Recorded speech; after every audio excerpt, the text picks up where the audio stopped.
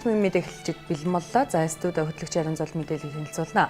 Монгол Улсын хэмжээнд ихтэй сургууль эцэгчдийн сурах, ерөнхий чадвар, мэдлэгийн түвшин тогтоох зорилготой эсэлтлийн ерөнхий шалгалтын онлайн бүртгэл EEC-ЦЭГ-МН цахим хуудасаар орон даяар өнөөдөр буюу 19 оны 2 дугаар сарын 14-ний өглөө 9 цагаас эхэллээ. Бүртгэл 4 дугаар сарын 15-ны 18 цагт дуусах юм. За бүртгэлийн хугацаа цагийг сонгохгүй нэмэлт бүртгэл хийхгүй гэдгийг боловсролын үнэлгээний дүүс анхааруулж байна. Мөн энэ жилээс эхлэх шалгалтын дараа хариугаа шууд хардаг болж байгаа юм байна. Мөн монгол хэл бичгийн шалгалтанд 400 оноо аваагүй бол ихтэй сургуулиудад эсвэлгүй ахаар жонолжээ. Энэ сарын 13-ны өдрийн 16 цаг 55 минутын орчимд Ховд аймгийн Мянгат сумын Баян Оршуу багийн оршин суугч 6 настай Г гэх хүүхэд ховдголд осолцсон байна. Дуудлагын дагуу Тус аймгийн онцгой байдлын газрын Эрен хай хаврах ангийн захирагч чошууд аваа жаргалаар ахлуулсан 9 албан агч нэг автомашинтай өдрийн 18:25 минутанд осолцсон газарт очиж 100 м-ийн зайд 3 удаагийн шумбалт хийжээ. За түүнчлэн орон нутгийн 50 иргэн ховдголын эрэг дагуу Эрен хай ажиллагаа зохион байгуулсан боловч үр дүнд хүрээгүй учраас 19 цаг 45 минутанд төр зогсоожээ. Улмаар 2 дугаар сарын 14-ний өглөөний 8 цагт Эрен хай ажиллагааг дахин эхлүүлж байгаа юм байна.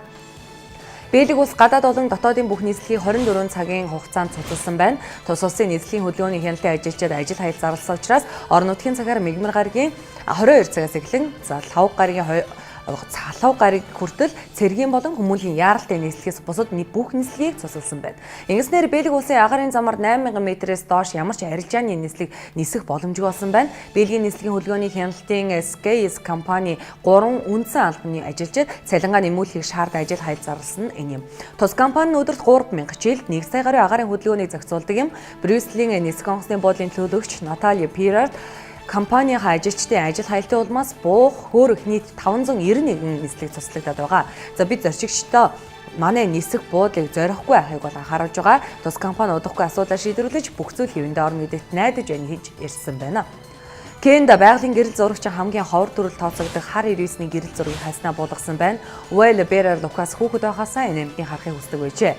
Кенийн Лакепиа мужид хар 99 байгаа тухайн мэдээлэл авсныхаа дараа тэрээр Сан Диегогийн амтны хүрээлэнгийн эрдэмтдтэй хамтран ажиллахаар тохиролцож тухайн мужид руу судалгаа шинжилгээний багтаа очсон байна. Эрүүс хамгаалах хөтөлбөрийн судалгааны багийн туслах Амброд Липоптэй би Лисбовтой хил залгаа кэшэд болсон бөгөөд Ахмад наснууд Ликбигийн тэг шүндэрлэг газарт хар 99 түгээмэл байдаг тухай ярьдаг байсан гэж хэлжээ.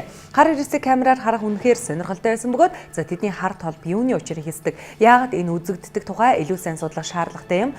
Ликбигийн хар 99 түгээмэл тохиолдог нь өтгөн ойд тэднийг маш сайн нуудагт байдаг болов гэсэн байна.